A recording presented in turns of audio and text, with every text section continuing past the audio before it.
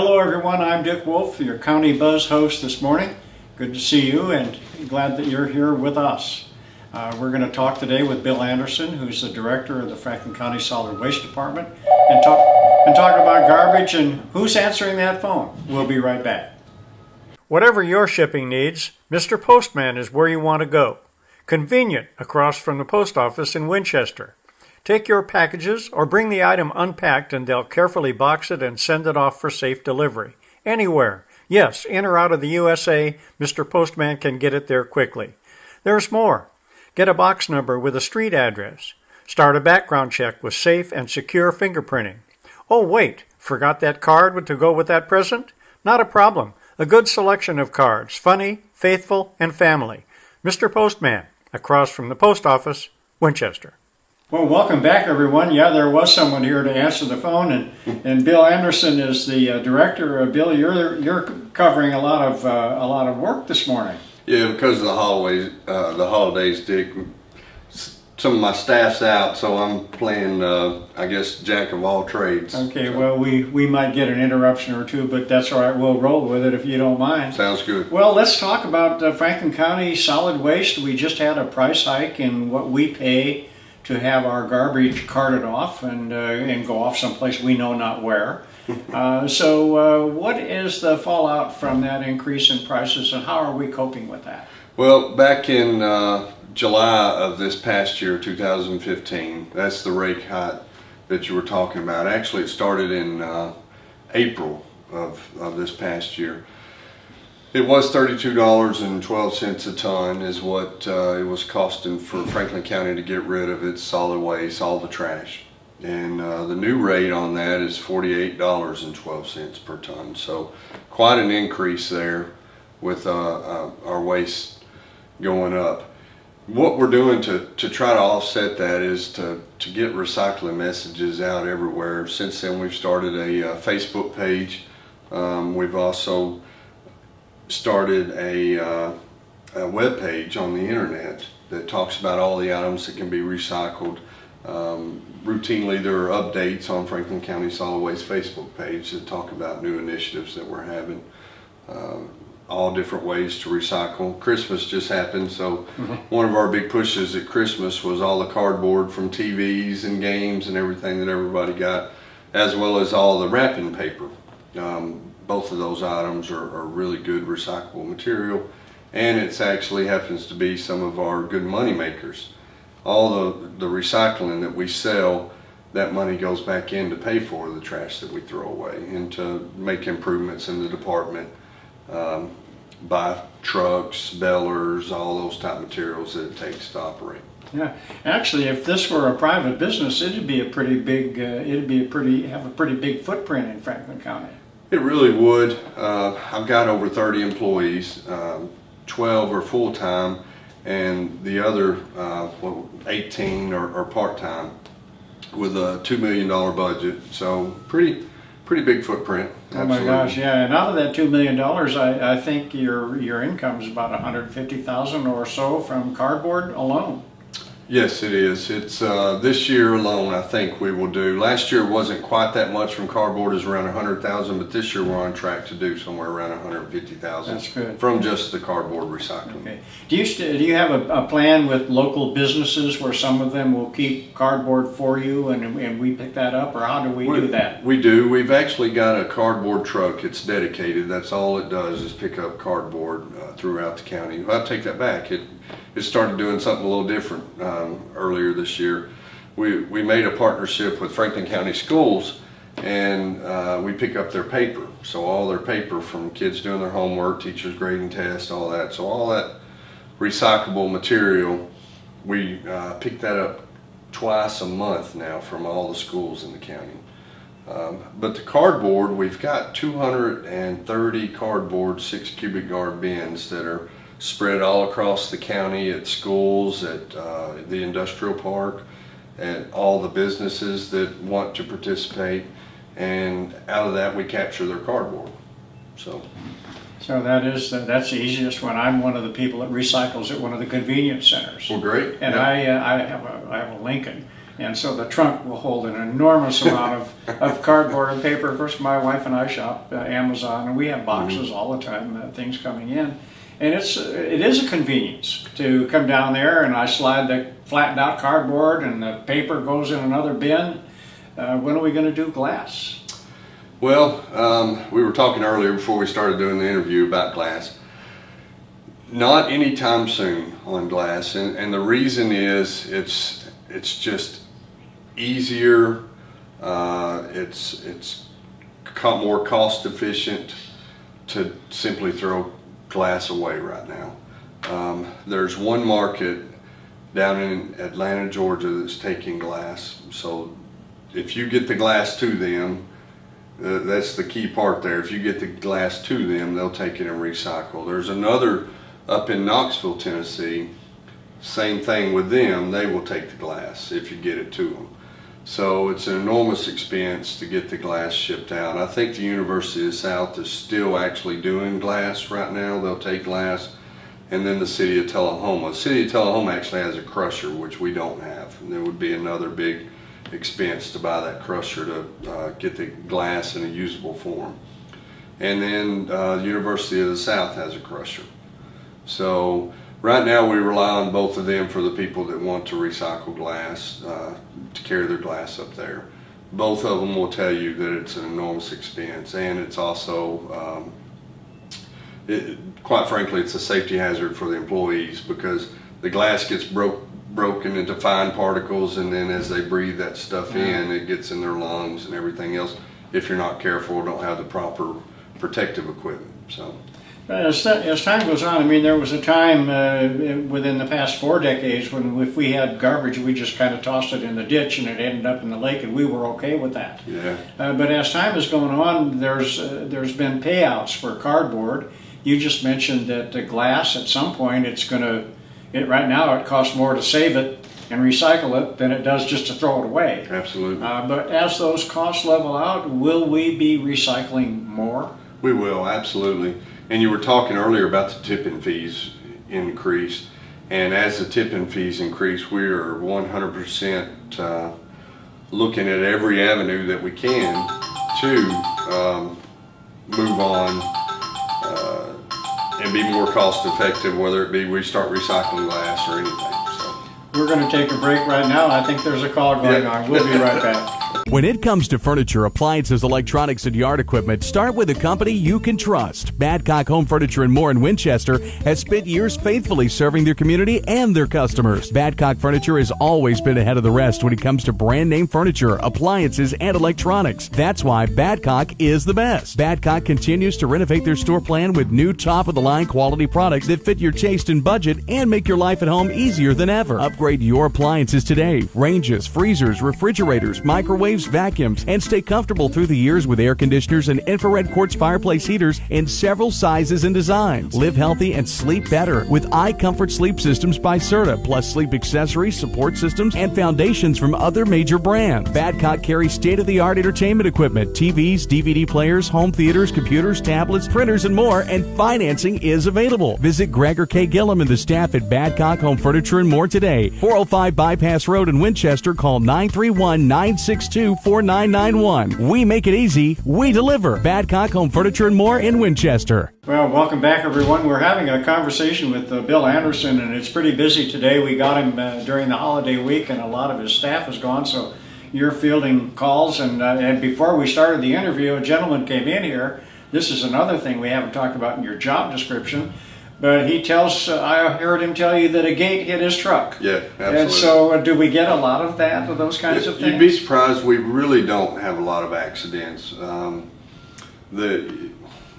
Sometimes the wind does get up and maybe the lock at the gate, somebody doesn't push it just right on there, and then that thing swings open and hits. Or what's happened at the convenience center sometimes is someone will step in a slick part of some kind of material that's fell on the ground, and they may slip and fall. So we do have some occasional accidents happen, but they're actually few and far between, which is really good. So. Yeah. Now, and going back into this recycling, because I know this is critical to the future and the function of your office. the residents in Deckard just were given the opportunity to have a recycling program. So why don't you explain to us how the Deckard program works and how all of the programs work in the cities in Franklin County? Actually, for the first time ever, all the cities in the county are participating in the curbside recycling is what it's called. So the way that works is for the city of Deckard, they are the second and fourth Friday, they are the first and third Friday of every month. They put the blue bag, the materials, plastic, paper, cardboard, cans, in separate bags, put them out on the curb. The city of Deckard will come by, pick those up, give you new bags, and then they bring that material to us and we separate it out, and from there it turns into bales and we ship it out of here and get paid back money for it. Cowan is also the first and third Fridays of the month. University of the South Suwannee community is first and third Fridays of every month, and Huntland is first and third Fridays of every month. Winchester is theirs is the second and fourth Wednesday of every month. So same operation at every one of the places.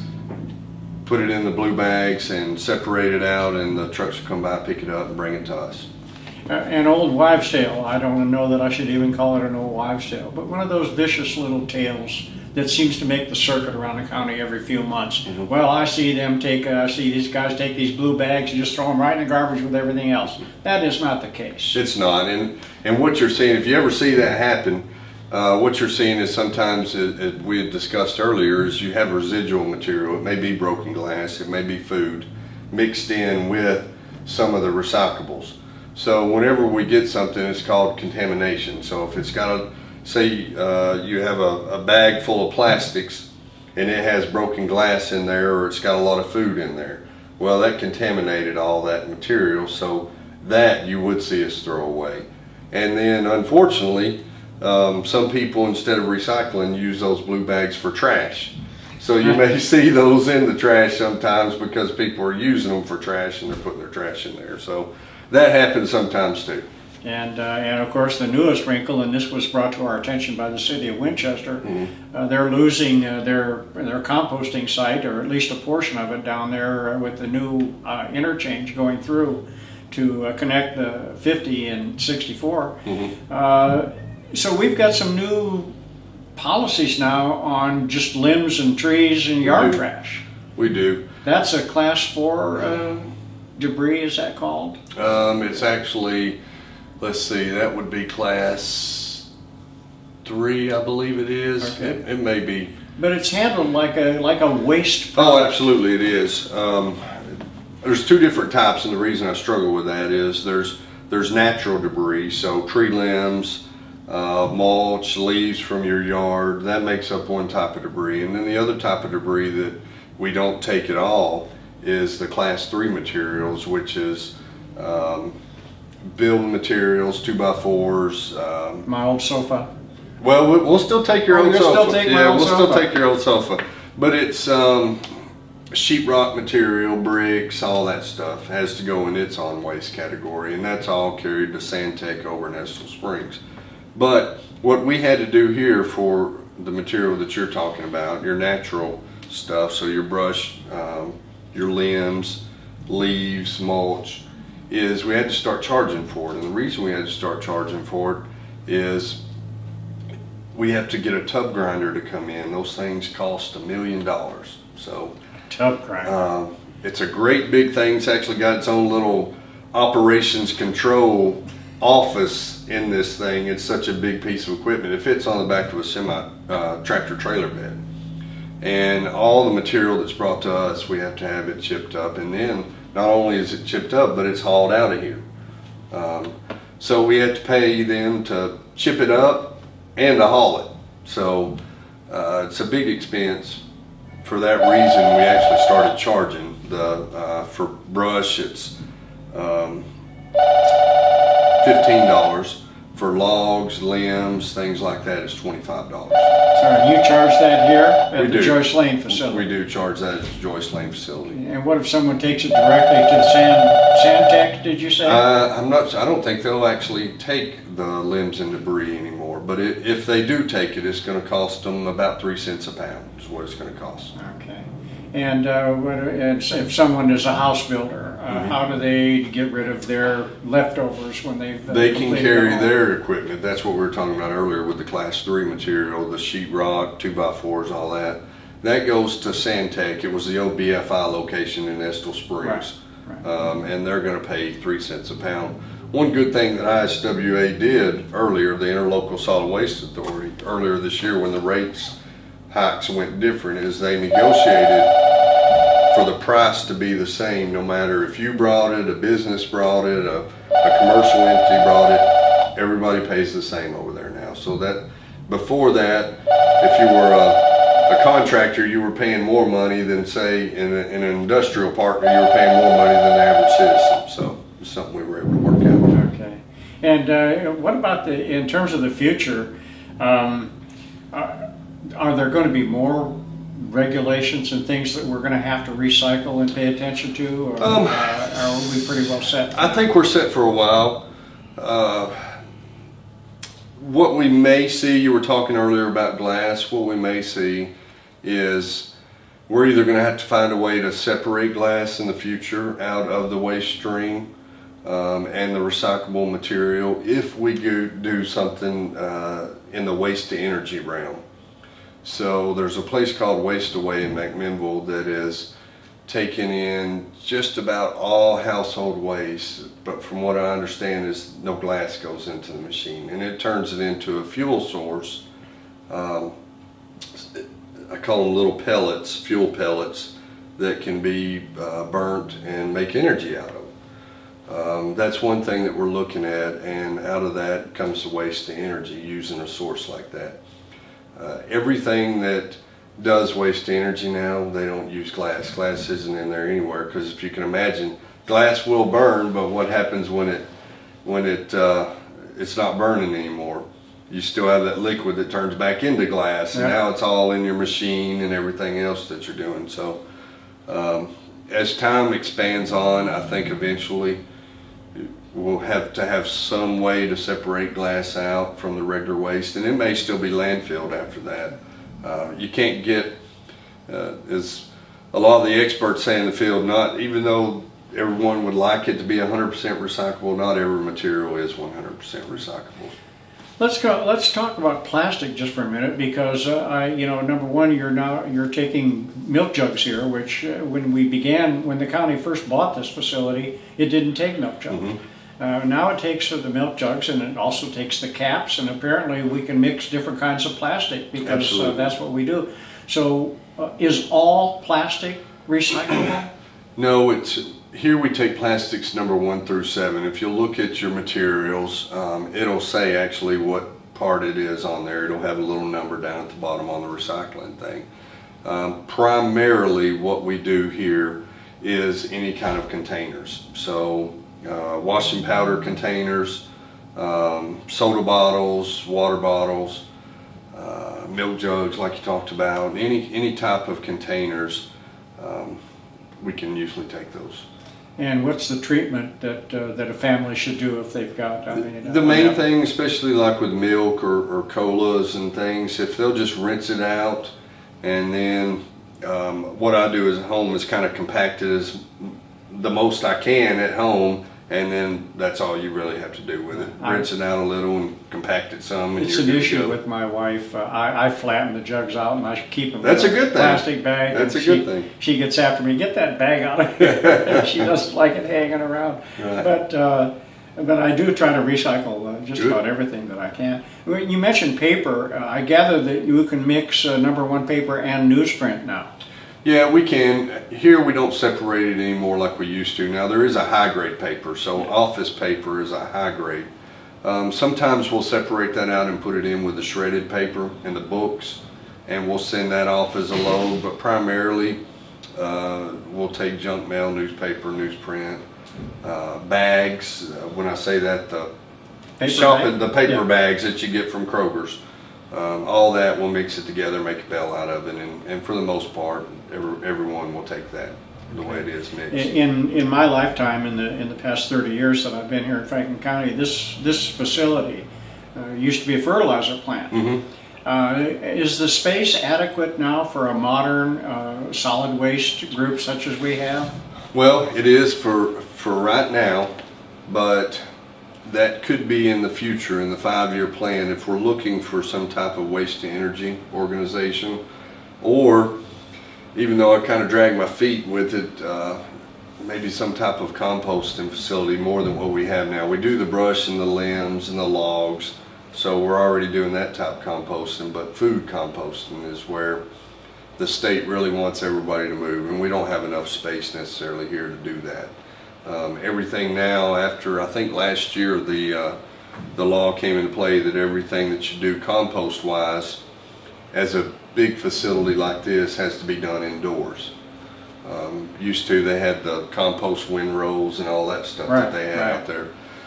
You can still do that at your home, but when it comes to a large scale operation like this, it would have to be done indoors. A pity we didn't do this interview before Christmas, because one of the at these high-end Christmas kitchen shopping areas, they actually have compost containers that are pretty, and they sit on your countertop, and you just throw your lettuce and your carrot tops and your tomato stems in there and shut it up. Right. And then after a few days, you just take it out and put it in your compost pile. Wow. And it's already got a good start on it.